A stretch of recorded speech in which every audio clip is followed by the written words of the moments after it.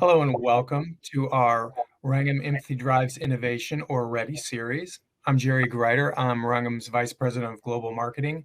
Our READY series is where we bring you blogs, chats, webinars, and other features to help you accelerate your career journey.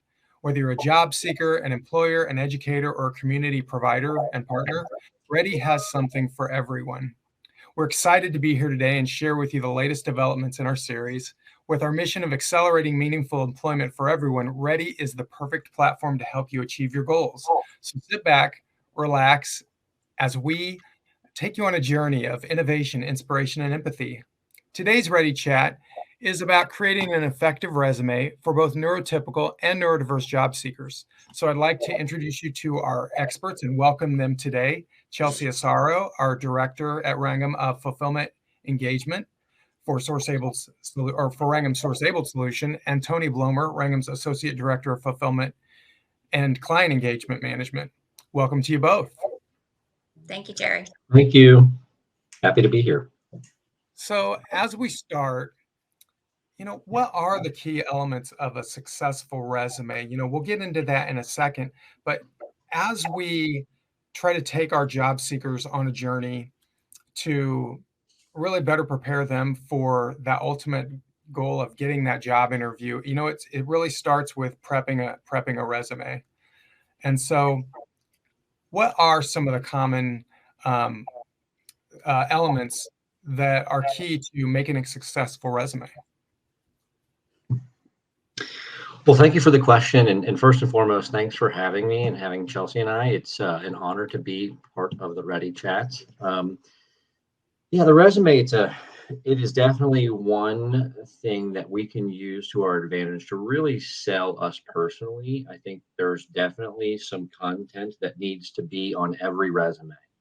We'll go through different formats and how different resumes can look, but the content that I think should be on every resume, there should certainly be a summary. That summary should always tell you about your general skills, your overall purpose for looking for a job, the purpose for why you think that you are a great fit for the role that you're applying for. So the summary is always a very, very basic and very necessary element of the resume. Experience certainly is always something that we need to outline. What experience is applicable and relevant to the role that you're going to be applying for. Summary experience, the skills, if there's any skills that are relevant, and certainly professional certifications and licensures, those skills need to be included in your resume.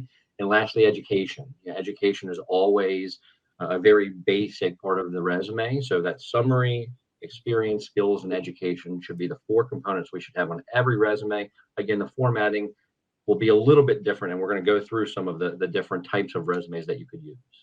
That's SESE for short, right, Tony? SESE. That's what we like to train our recruiters with, is the summary, experience, skills, and education. Those are the components. And if I could just make one more comment in relation to format before we dive into some of the different types of resumes. There are a lot. If you go out and start looking for resume templates, there are some very fancy resume formats that you could choose from that look very appealing to the eye. I would just caution you to steer away from those, to stick to a resume template that's a little bit more straightforward formatting, something in, preferably Microsoft Word. And the reason for this is because you will probably be uploading your resume into a job search platform. And many of those have a hard time with resumes that have a lot of graphic and are like highly formatted. So stick to something simple. No, that's great information. So, as we were just talking and we're seeing on the screen, talk about some of these common resume formats. How can job seekers choose the best format for their needs? Yep, absolutely. So there's a couple different formats. We really kind of break these up into four different groups. And if we want to, the first being the traditional or the chronological, then you also have a functional resume and a combination. And then my personal favorite, project-based. So we're going to kind of walk through these one by one and talk about really when you would choose one of these different versions. So let's go to the next slide. We'll talk about traditional chronological resume. Tell me about this. Tell me what I need to know as a job seeker.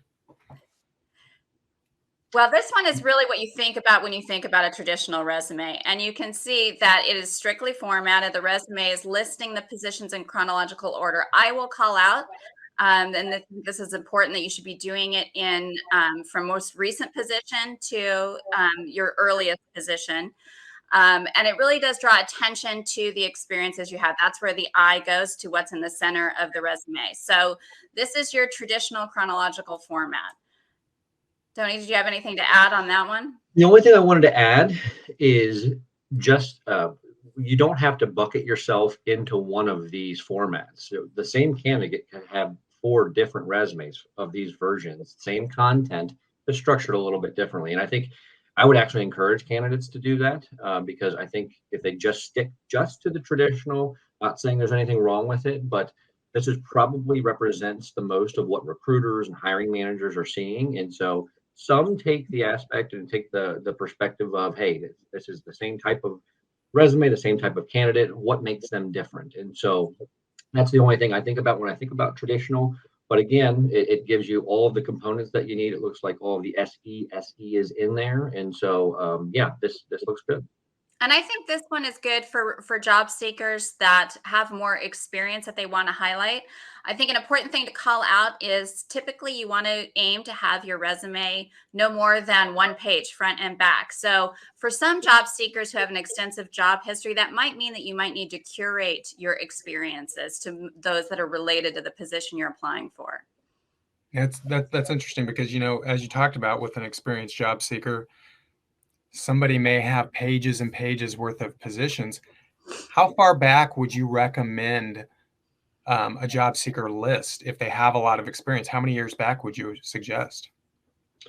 My typical rule of thumb is 10 years, but it really depends. If they've got, it depends on their work history. So if they've got one position that's representative of a bulk of their work history, and that just happens to be they started that job 30 years ago and they've worked it for 25 years, then yes, I would certainly put that on their resume and go back to 30 years. But it is case by case. We don't want to overwhelm any hiring managers or talent acquisition folks with irrelevant or unnecessary information. If you were bagging groceries in college and you're now 50 years old, probably not something that we want to keep on our resume. Yeah, great point. Well, if we go to the next slide, we'll talk about a functional resume. So tell me about a functional resume. What is this? So this one really focuses on accomplishments and not necessarily dates. So you're going to be calling out work that you have done, not necessarily positions that you've held.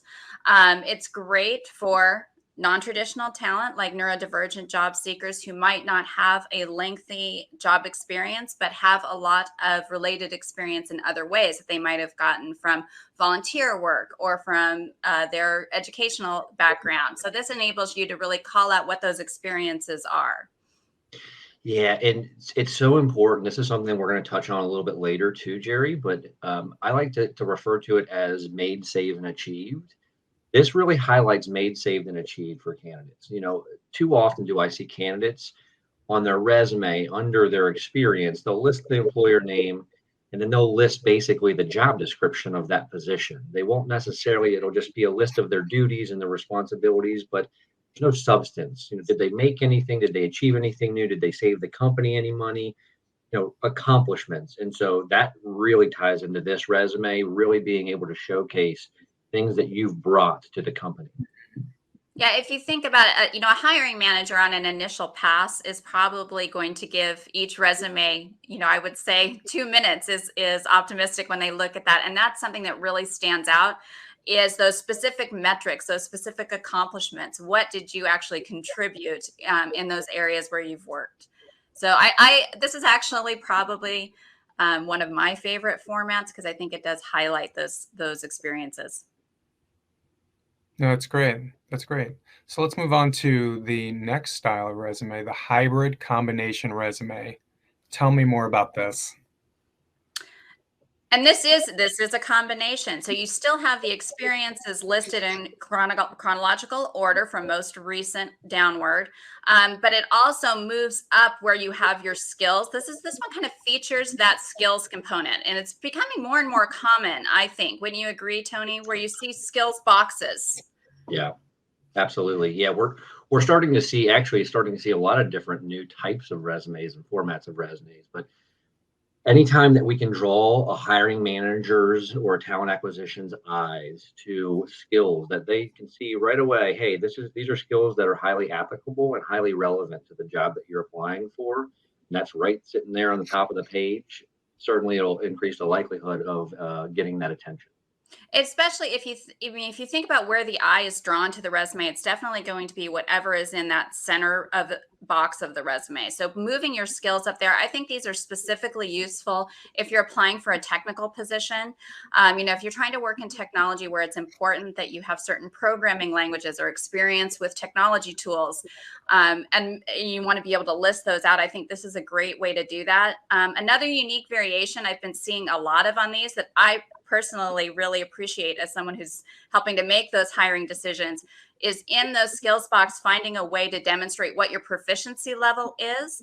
Now, again, I wouldn't do anything too graphical because that can be hard for certain platforms to digest.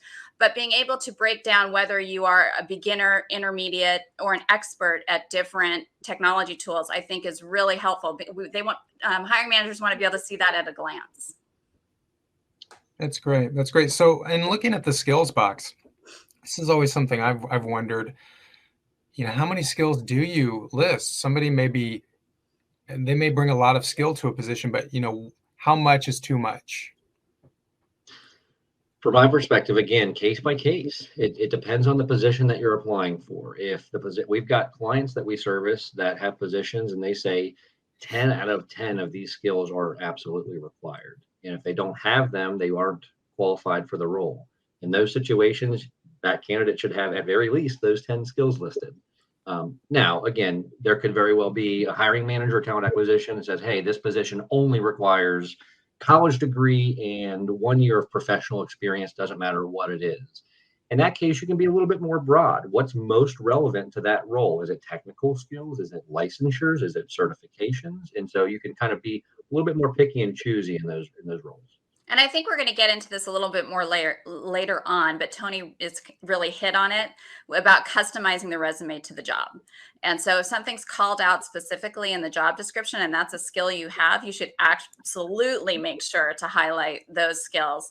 What I would caution people on is staying away from those kind of soft skills. Things that aren't more, when we talk about hard skills, we talk about those technical skills. I think those are the things that should be called out in this section. Soft skills like communications styles, leadership skills. I don't think that necessarily warrants mention in a skills box like this. Would you agree, Tony? Yeah, a lot of that comes through on the experience section. So if you see somebody's got management supervisory roles, it's almost expected that they've got leadership skills, for example. So yeah, I would keep it to some of the technical skills, anything that's a little bit more niche and required for the role. Yeah. Excellent. Great answers. Let's go to the next slide if we could. And we have the project-based resume. Who'd like to talk about this? Well, this one's very similar to that functional resume, actually. And so again, it's just, this one is it's another hybrid because it is highlighting your project-based experience, but it also moved up the skills section as well. So I think, again, this is a great resume format for someone who doesn't have a lot of work experience or someone who is just coming out of college or a technical training program and is looking to highlight, instead of the experience they've had on the job, they're looking to talk about projects, work that they have done in multiple different environments. So this is a great one. Yeah, and just to piggyback on that, I think that I see a lot of this being used with candidates that are looking to stay in a particular industry. Maybe they've been in, let's say, pharmaceutical their entire life, and so they want to stay in the pharmaceutical industry. They're really only going to highlight the projects that they've worked with in that industry. Because if there's one thing that I've found in servicing, let's say, again, pharmaceutical companies, they like hiring candidates coming from the pharmaceutical industry. And so a project-based resume would really be able to showcase, hey, these are all the projects, but truly let's drill it down to industry-specific projects. That's good. That's good. So, so of these different types of resumes, and was this the last one? Can we It go to is the the next? last one. Yeah. This last one. So of these resumes, do any of them struggle within the applicant tracking systems to be tracked? So the ATS is there more difficulty with one over another to be tracked within an ATS? So go ahead, Tony. I was just going to say, I think we're going to touch on this here in a later slide, but formatting can absolutely, there's a couple things that will affect the likelihood or the success of a resume being moved on. Formatting could absolutely be a barrier. The more lines that you're putting between employment and experience and skills, a lot of applicant tracking systems aren't able to read over those lines. They come to a line, they assume it's the end of the page, no more information. And so, yeah, and we'll save more on that because you're right, that is coming up. That's coming up. Yeah. So that is definitely something that always needs to be taken into account is the formatting. And then again, we'll touch on a little bit of the customization in terms of not necessarily a barrier, but if you want to increase the likelihood of your resume being pulled, whether it be from an applicant tracking system or somebody working within that ATS, customizing it, we've got some tips and tricks there as well. I think just general rule of thumb is minimal formatting. As little formatting as you can do as possible is going to get you the best results on those applicant tracking systems. That's I'm afraid that's true. I mean, it's a lot of the ATS systems, some of them are antiquated, but a lot of them, they're really just kind of programmed to look at sections on a traditional resume almost. And so more lines, more pictures, more graphs, anything like that, it's going to make it more difficult. Right. We didn't talk about that. A lot of candidates like to include pictures of themselves. That can be tough for applicant tracking systems. Even in this example, we do have some borders that could be tough. And I've heard that columns are hard as well. I know it helps candidates to be able to get more information on one page, but use them with caution. Absolutely. That's absolutely great advice. So if we could go to the next slide, what are some, I know we've already started talking about this, but what are some of the common mistakes that job seekers make on their resumes and how can they be avoided? All right, well, I can kick us off on this one if you want, Tony. So in a previous life, actually, I was an editor, so I have some pet peeves here that I call out with resumes, having looked at a lot of resumes in my career. There are a few simple things that you can do just to make sure that your resume gets the best attention. And some of these are on the screen. One, you should always make sure that you're using a professional email account as your contact email. You don't want something fun like, I don't know, think of a fun one. Let's not even give the example right now. We've seen some great ones. I've seen some really good ones. I don't know, like Hello Kitty at AOL.com. And that calls out a couple different things. You want to use a professional email, you typically some version of your name with a service, not an AOL. We want to use services that are well known for your contact information. So that's one easy thing you can do. The other thing is always try to use a sans serif font. Now, if you don't know what sans serif fonts are, it's anything that doesn't have those curly cues. And so Times New Roman is a very popular font, but it is a serif font. And so I would stay away from that. Fonts that I choose are things like Arial and Calibri. Those tend to read very well and are also handled well by the applicant tracking system.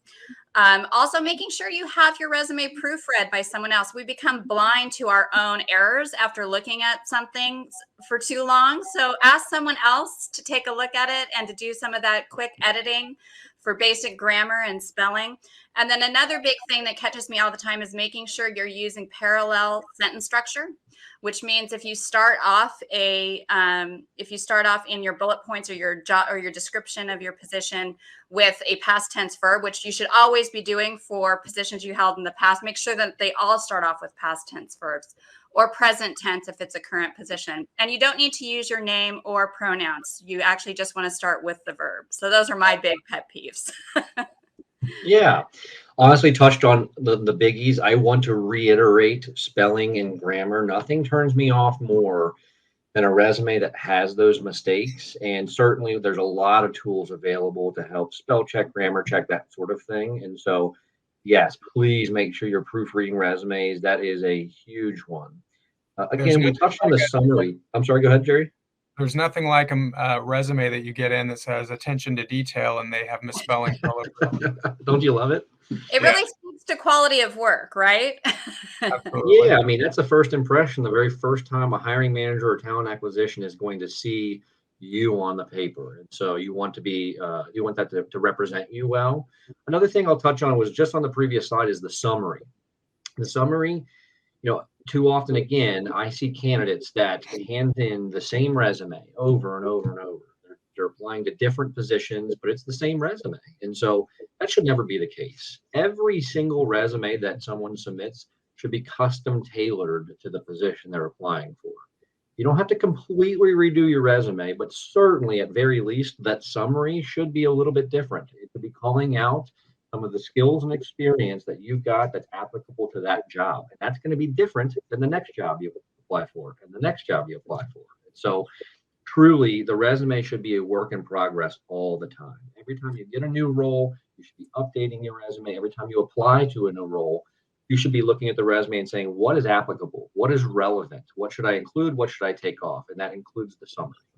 I want to talk a little bit more about why you should customize that summary section or the whole resume for each position. One thing that's important to know is how applicant tracking systems work. They use AI, and AI focuses on using logarithms based on keywords in the job description to sort through resumes. So this used to be done manually by hiring managers that would get stack of resumes. Now, like with everything else, computers do it. So it's really important that as much as possible, you include those keywords in your resume that you're going to be submitting. So huge. It's so huge. So Not huge. just the summary. It is. It's I would look at the skills that a company is requiring based on the actual job description. And of those skills, whatever you possess as a candidate, that should be riddled throughout the resume. It should be in the summary. It should be wherever you can plug that in your former experience. It really should be throughout the entire resume. That's what's going to have the applicant tracking system hit on your resume. Yeah, if you've ever wondered why you keep submitting resumes and not hearing back, that could be why. That could be one. Yeah, it's good advice. And you touched on this earlier, Tony, about do not have solid lines separating sections on a resume. Yeah, it's not all ATSs are doing that. There are some sophisticated applicant tracking systems that can really kind of separate that, but many of them do not. They'll come to a line and assume it's the end of the resume, and then there's no more information being disseminated. And I think, Tony, correct me if I'm wrong, but the same thing happens with PDFs. Mm-hmm. So a lot of job seekers like to save their resume as a PDF in order to preserve formatting as they are sharing it out. But applicant tracking systems can have a tough time with PDF documents as well.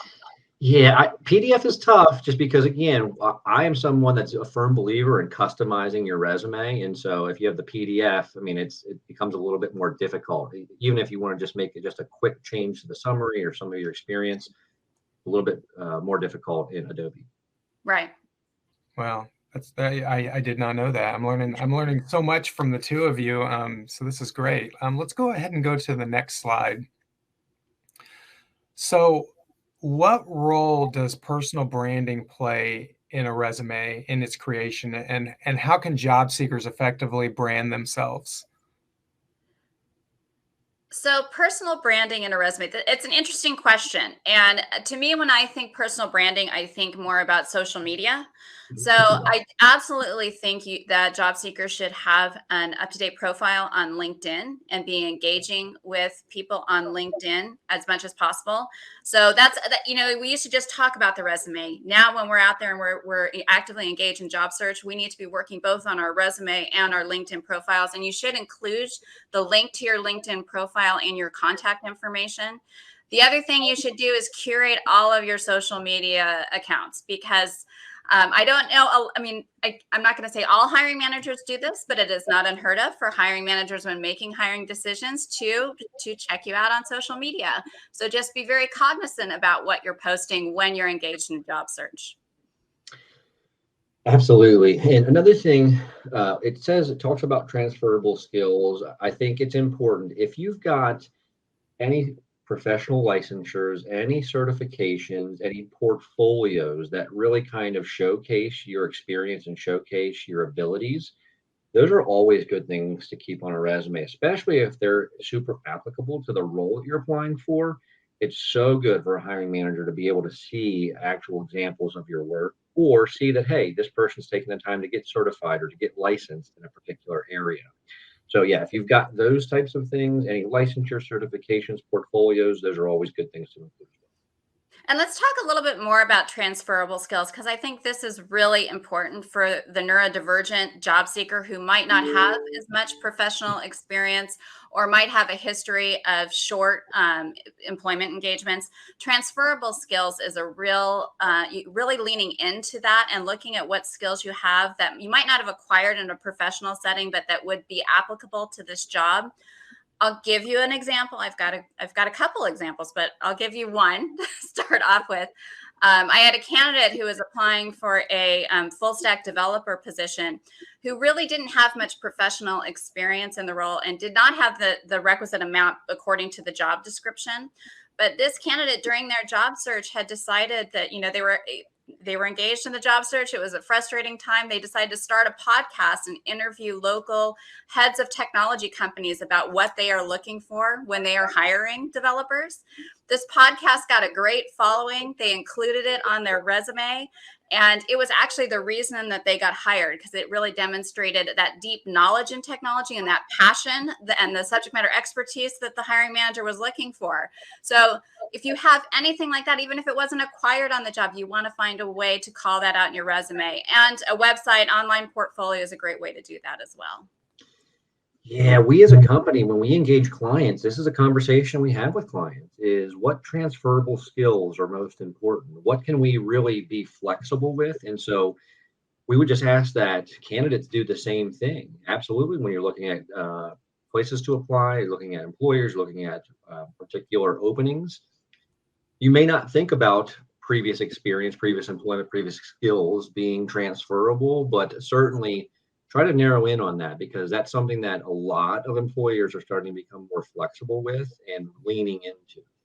Yeah, I can't tell you how many conversations we have with candidates where just in the course of conversation, they'll bring something up and we're like, that should absolutely be on your resume. On your resume. Yeah. That's interesting. So, talking about putting things on the resume, customizing the resume, what are some strategies for tailoring to a specific job or industry and really standing out in our crowded job market? For me specifically, I always am a huge fan, again, of tailoring your resume towards the specific role that you're applying for in every unique case. And so you can base your resume based on the job description of the role that you're applying to, making sure that you look at the required skills, making sure you're looking at the daily responsibilities, and then looking at your previous employment and the skills that you've obtained and saying, okay, where are their matches? Wherever those matches are, we have to make sure that we're highly emphasizing that in the resume. And so a lot of candidates have a pretty good sense. Hey, there's a position that I think I'm interested in. It looks like I've got the skills and experience, but then they just submit the resume that they've got on hand without saying, okay, what makes me good for this role? Now I need to put that on paper. And so looking at, again, the qualifications, the skills required, the experience required, start truly thinking about, hey, where have I done this before? Queuing up those examples and then putting them on the paper so that a hiring manager can say, hey, they've already done this in a different capacity. And I'm going to take this opportunity just to reiterate what Tony already said about the importance of having specific actionable items in your resume, not just including a generic job description for your past role. Those are the ones that really stand out to me. When I see someone that has metrics, I love when I see numbers of, I saved this much money, or I was able to create this much efficiency improvement. When you're actually sharing metrics or accomplishments that you did on a previous role, that's really where I think those resumes stand out. It's a great call out. The made, save, achieved is huge. I have, and unfortunately, I have seen, candidates that have resumes and they put their previous employment experience, and then I could see that, wherever they worked, ABC company as a manufacturing tech. I actually have gone to ABC company's website, looked at the manufacturing tech role that they still have open, and truly the resume is a copy and paste of the job description. And so yes, it gives me an understanding of what that person did, but did they make anything? Did they save anything? Did they achieve anything new? I mean, really reading between the lines of the job description and understanding what value did they bring to that company. Right. That's really, I think, what employers are looking for. That's that unique value proposition. That's what did you add in that role? Yeah, that's great. That's great. So let's go to our next slide. Strengths and action verbs. So how can job seekers use these keywords effectively on their resumes to increase their chances of being noticed by potential employers? Well, we said it already once. The action verbs that you're using should come from the job description. If we're repeating ourselves, because it's important. Having said that, though, you should use specific action verbs, dynamic action verbs. These are some great examples right here. And these are the words you should use that should begin all of your sentences or bullet points. And I'm actually a big fan of bullet points rather than using paragraph form descriptions. So starting each of those with one of these words is a really, really great strategy to have when writing your resume. And I love what you've called out in the second graphic here. These are some specific strengths that are often noted from neurodivergent job seekers. So this is just something, if you're neurodivergent, you're out there looking for a job, pay attention to this. This might be some skills that you have that might be worth mentioning in your resume. Yeah, you just answered my next question, but go ahead, Tony. I was just going to say, I'm just piggybacking. I mean, oftentimes we see resumes that, again, are they're just basic. And so this is definitely a way of kind of spicing up your resume, certainly making it look a little bit more dynamic for sure. And you said lines were a challenge for applicant tracking systems. So bullet points are not a challenge? Not that I've To my knowledge, no, I haven't heard of anything because it's so common on resumes. And so I actually think a lot of applicant tracking systems were built to accommodate bullets simply because that was the recognized format of most resumes. Interesting. And in fact, I've seen people with those skills boxes who are trying to find a way to represent their knowledge level on different skills use bullet points, which tends to be read much better than applicant tracking systems versus using something like a star system or a graph. If you can just use different numbers of bullet points to represent how knowledgeable you are in a certain skill. That's very useful. So we were talking about neurodiverse individuals. What are some of the unique challenges faced by neurodiverse individuals in the job market, and how can those be addressed within their resume? So there are historical barriers to employment for neurodivergent individuals, especially those with a spectrum condition. Right now, the unemployment rate hovers around 85% unemployment or underemployment rate for those with autism specifically. So there are certainly challenges and barriers that need to be acknowledged and addressed right away. A lot of those barriers come from really the traditional hiring process and things like the interview. I think that a lot of companies, especially those that Rangam partners with through our Source Able program, are starting to rethink that and how to remove those barriers, which is really important.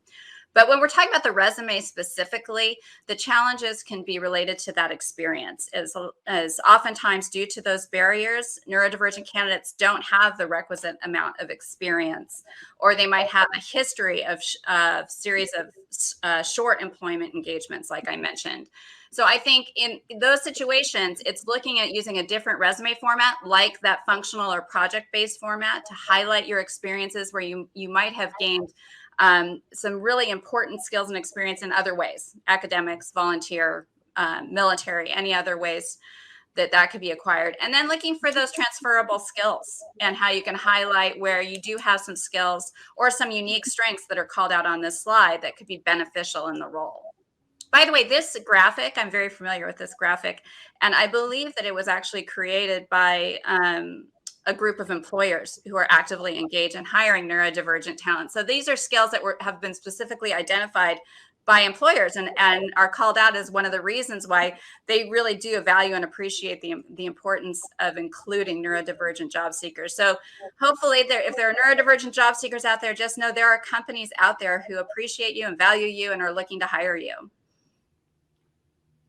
Oh, that's great. And go ahead, Tony. I was just going to piggyback on that. I mean, I think customizing the resume is very, very key, but certainly the transferable skills that Chelsea mentioned is so, so huge. And you know what? There are companies like Rangam with the Source Able program for neurodivergent candidates out there who literally, this is what we do. We connect and we partner with clients that are looking for you. And so I would say maximize your possibilities, maximize the number of times that you're sending a resume out, make as many connections as possible, because certainly you may not be able to gain an audience with some of the clients that we support, but we certainly can. And so, yeah, maximize the amount of opportunity. Send your resume out. It's our shameless plug. Register as a job seeker on sourceable.com. I wasn't going to actually say it, Chelsea. But oh, they can edit me if they want to. Yeah, definitely. And not just sourceable.com, but rangam.com as a whole. As well. Job seekers can go there and register right now. Yep. So we'll go to our kind of the end here with our key takeaways. I'll have you both go through those key takeaways. Yeah, I mean, overall, I think truly, from my perspective, a resume should certainly be customized to every specific position that you're applying for. I don't think that you should submit the same resume twice. And I know that's hard to hear, but the same resume being submitted to two different positions is going to certainly highlight to that hiring manager or talent acquisition different things. And for two different positions, it may not be the right resume. And so you've got definitely different formats of resumes that you can use. But in terms of the content, I always think you should custom tailor the content to the role that you're applying for. The summary should say why you're a great candidate for that role. Your former experience should outline what relevant and applicable experience and things that you were doing that the hiring manager could look at and say, oh, they've already done this. And so everything should always be custom tailored. It doesn't have to be a complete change of the resume every time, but certainly keywords from the job description need to be included and all relevant and applicable experience should be. Absolutely. I mean, the only other thing that I think we've talked about customizing based on the job description, but also making sure you're calling out your unique contributions and being as specific as possible, using that minimizing the amount of formatting that you're using to be compatible with ATSs, and then doing those important things like spelling and grammar checks and quality control, and making sure that really every resume that you send out is really the best representation of yourself. That's excellent. So as we come to the end, do either of you have any final thoughts? This has been awesome. I love sharing the knowledge with all of those that are listening. Yeah, I mean, I would say don't get discouraged. There's a lot of job seekers out there that get discouraged, whether it be a lack of response or negative response. Please continue reformatting resume, adding skills, developing yourself, and continue putting your resume out there. Maximize your opportunities. Certainly, you can always register with SourceAble. We will definitely, or Rangam overall, and we would be happy to help support your job search. Yep, absolutely. Job search is hard, but we're here to help and continue to just constantly be growing and improving in the process. Consider it a journey. Now, this has been great, and thank you to you both. It looks like that's all our time for now. So again, I'd like to thank you, Chelsea, and you, Tony. This is amazing information that you've shared with us today. It's going to be very helpful for our job seekers. I think it's going to be helpful for those in the provider and educator world, as well as for employers to see. Thank you to our audience for joining us for this installment of Ready Chat. If you'd like to learn more about Ready, the chat series, or other parts of Ready, about Rangam and our solutions like SourceAble, you can go to www.rangam.com. You can also go there right now to register and apply for jobs, and you can go to sourceable.com as well. But for all of us at Rangam, we'll see you next time, and thank you for joining us. Thanks, Jerry. Thanks, Jerry. Bye. Thanks, everyone.